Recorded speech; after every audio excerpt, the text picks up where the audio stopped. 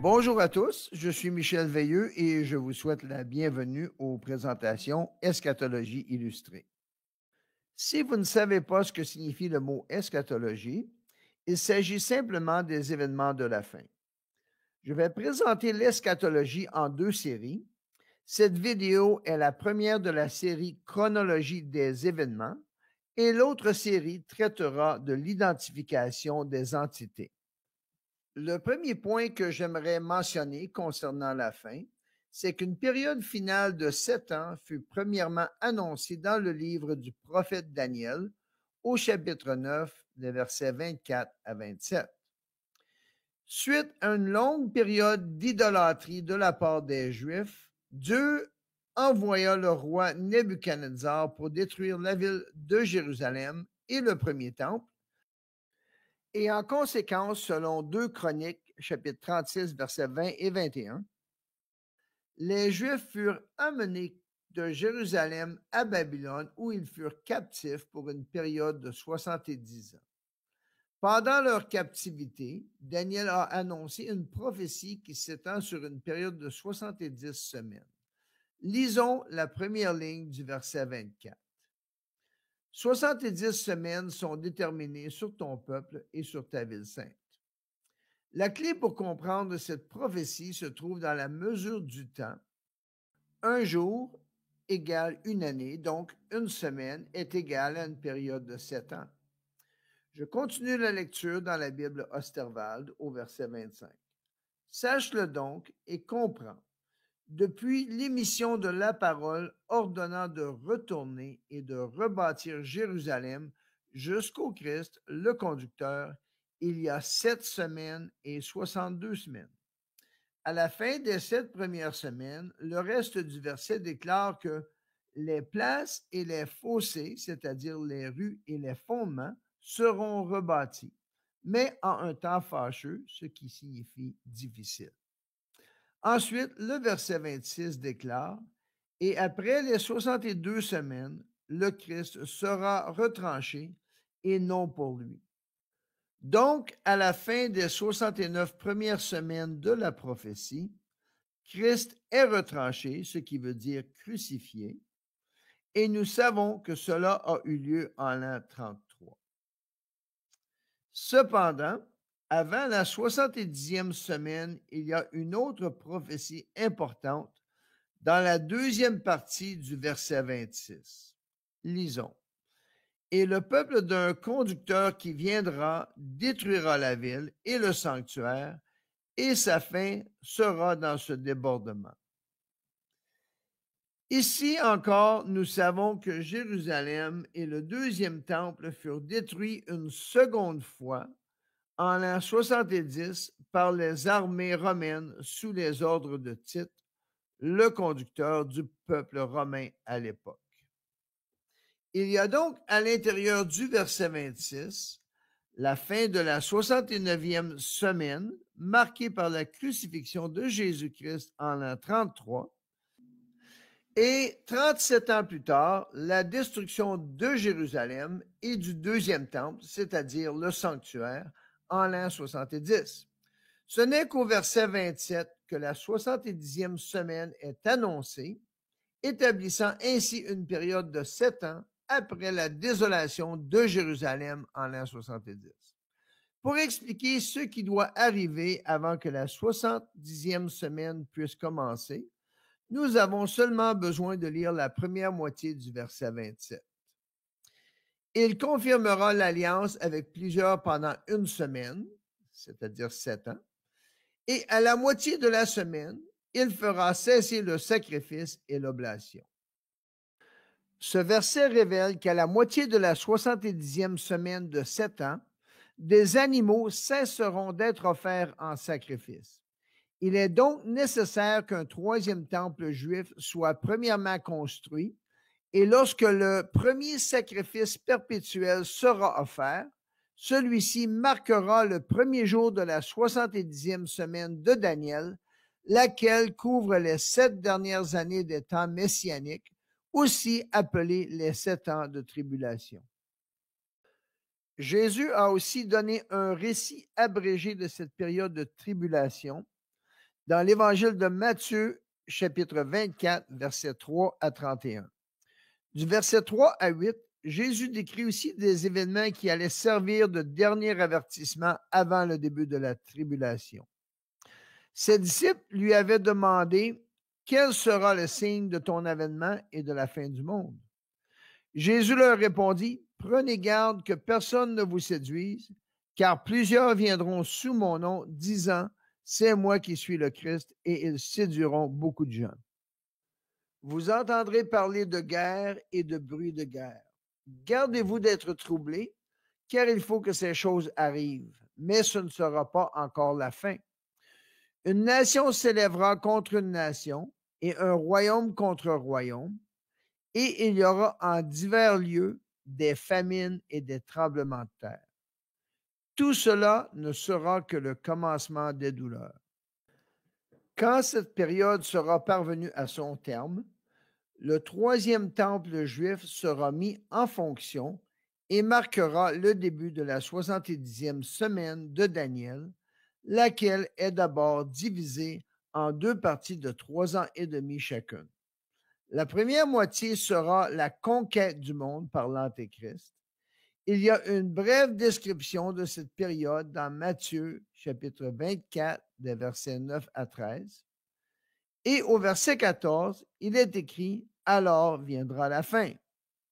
Les versets 15 à 31 décrivent donc des événements qui auront lieu pendant la deuxième moitié, laquelle comprend le règne mondial de l'Antéchrist, suivi de son humiliation, de l'avènement du Seigneur Jésus-Christ et du jugement de l'Antéchrist au dernier jour du présent siècle.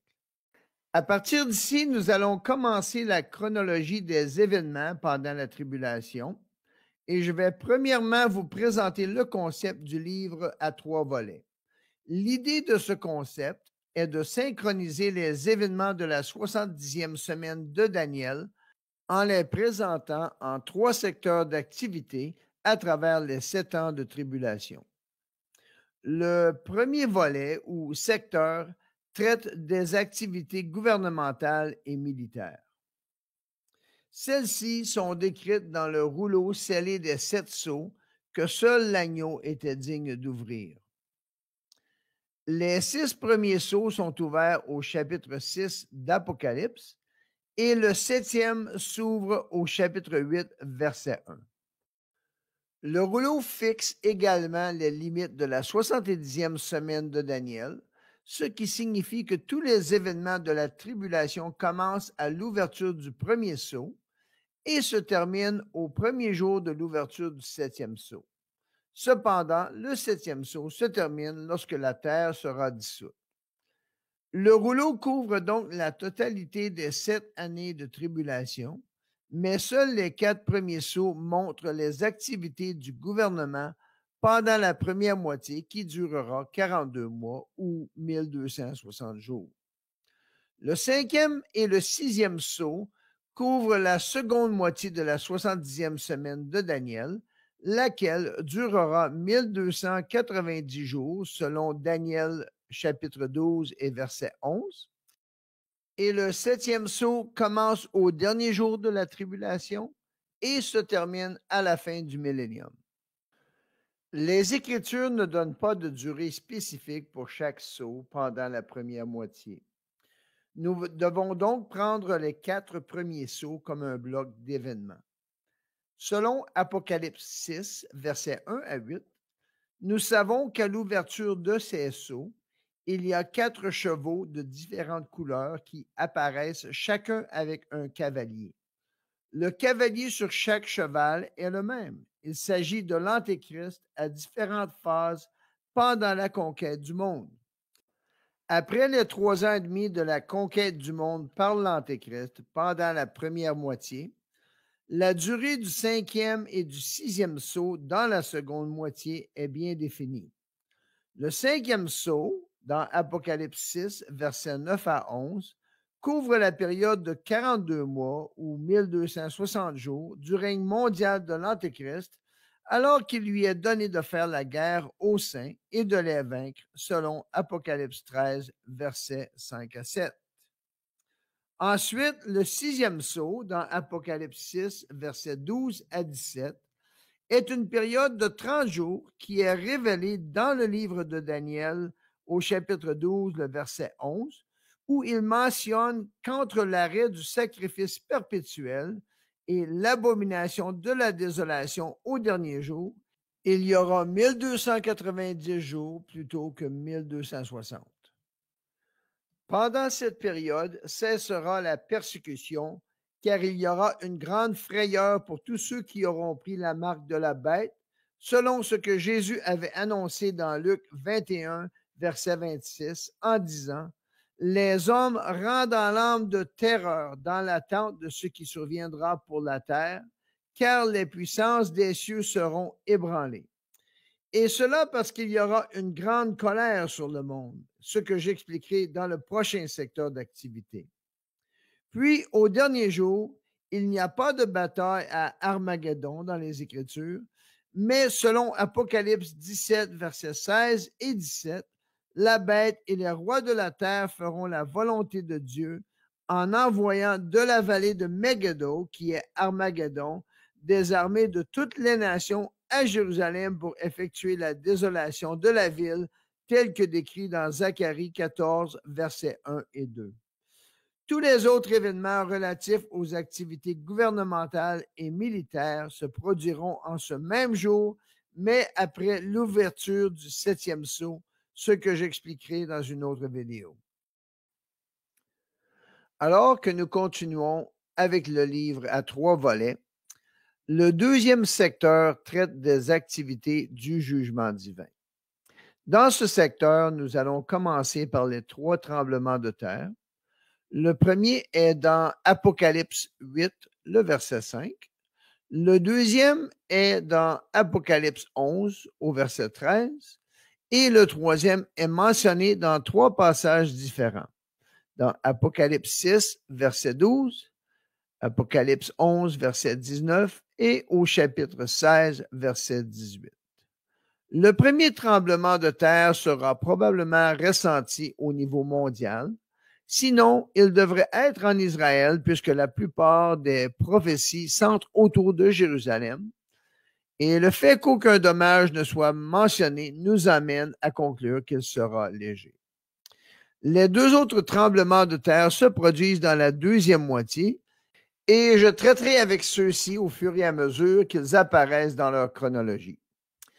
Dans le cadre des activités de jugement divin, Apocalypse chapitre 8, verset 5 décrit les derniers événements du commencement des douleurs. C'est pourquoi le premier tremblement de terre marque la fin de cette période, juste avant la période de 7 ans. Au moment de ce premier tremblement de terre, Apocalypse 8 et verset 6 révèle que dans le ciel, les 7 anges qui avaient les 7 trompettes se sont préparés à sonner. Lorsque la 70e semaine de Daniel commencera, il y aura 7 jugements de trompettes. Pendant les premiers 3 ans et demi, les 6 premières trompettes sonneront et les détails de ces 6 jugements sont décrits depuis Apocalypse 8, verset 7, jusqu'à la fin du chapitre 9 au verset 21. Les jugements de trompettes sont divisés en 2 catégories. Les jugements de la première, deuxième, troisième et quatrième trompette sont envoyés sur les éléments de la nature. C'est dans Apocalypse 8, versets 7 à 12. Ces jugements affecteront toute l'humanité, y compris l'Église, mais je les ai classés dans la catégorie des jugements indirects parce qu'ils ne causent pas de dommages corporels directs aux gens. Mais après le jugement de la 4e trompette, 3 malheurs sont annoncés par un ange dans Apocalypse 8 au verset 13, disant à haute voix: Malheur, malheur, malheur aux habitants de la terre à cause du son des trompettes des 3 anges qui doivent encore sonner. Donc, les 3 malheurs sont les jugements de la 5e, de la 6e et de la 7e trompette, et naturellement, je vais les classer dans la catégorie des jugements de malheur. Les détails de la 5e trompette ainsi que le jugement initial de la 6e trompette se trouvent dans Apocalypse 9, du verset 1 à 21, et l'aperçu initial de la 7e trompette se trouve dans Apocalypse 11, du verset 15 à 19. Il faut considérer qu'après chaque jugement de trompette, une période de répit sera accordée pour permettre aux gens de se repentir. La durée des jugements n'est donnée que pour la 5e et la 6e trompette. 5 mois pour la 5e trompette dans Apocalypse 9, verset 5, et 1 an ou 12 mois pour la 6e trompette au verset 15. En estimant qu'environ 4 mois de répit combinés avec ces deux fléaux serait un espace raisonnable pour se repentir, les jugements de 5e et 6e trompette ainsi que l'espace pour se repentir occuperaient approximativement les 21 derniers mois de la première moitié. Par conséquent, les jugements indirects des trompettes 1 à 4 se produiront à quelques mois près des 21 premiers mois. Il n'est pas possible de réaliser une chronologie parfaite avec les jugements des trompettes, mais cette présentation démontre la meilleure précision possible. Après les jugements indirects des 4 premières trompettes, le premier malheur commencera lorsque la 5e trompette sonnera et ce jugement se déroulera comme décrit dans Apocalypse 9, versets 1 à 12. Lorsque la 6e trompette retentira, le deuxième malheur commencera par le jugement initial décrit dans Apocalypse 9, versets 13 à 21, ce qui sera le dernier fléau avant la deuxième moitié de la 70e semaine de Daniel. Cependant, le deuxième malheur se poursuivra jusqu'à la fin du règne mondial de l'Antéchrist avec les jugements des 7 tonnerres mentionnés dans Apocalypse 10, versets 3 et 4. Et en même temps, il y aura le ministère des 2 témoins, lequel j'aborderai dans le prochain volet. Bien que les Écritures ne précisent pas ce que représentent les 7 tonnerres, nous comprenons d'après 1 Samuel, chapitre 2, verset 10, que de sa nature, le tonnerre représente le jugement. Lisons. Les ennemis de l'Éternel trembleront.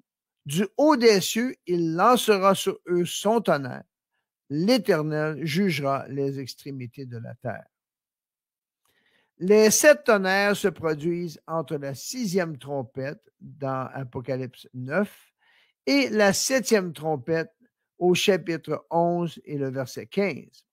Cette période correspond au ministère des 2 témoins pendant le règne de 42 mois de l'Antéchrist. Et les 7 tonnerres ne peuvent être placés que dans le secteur des jugements divins. À la fin du règne mondial de 42 mois de la bête, un violent tremblement de terre tuera 7000 hommes à Jérusalem, dans Apocalypse 11, versets 13 et 14, et cela marquera la fin du deuxième malheur. Immédiatement après le tremblement de terre, la 7e trompette sonnera dans Apocalypse 11 et verset 15 pour annoncer le 3e malheur. À ce moment, le mystère de Dieu sera accompli tel qu'annoncé par l'ange dans Apocalypse 10, verset 7, ce que j'expliquerai aussi dans le prochain secteur d'activité. Pendant les 30 jours du 6e sceau, ce sera l'humiliation de l'Antéchrist avec les 7 coupes de colère décrites au chapitre 16, et c'est au dernier jour, qui est le jour du Seigneur, que la 7e coupe sera versée dans les airs, et alors le grand tremblement de terre du verset 18 aura lieu. Le reste des jugements divins auront lieu après l'ouverture du 7e sceau et seront présentés dans une vidéo à part.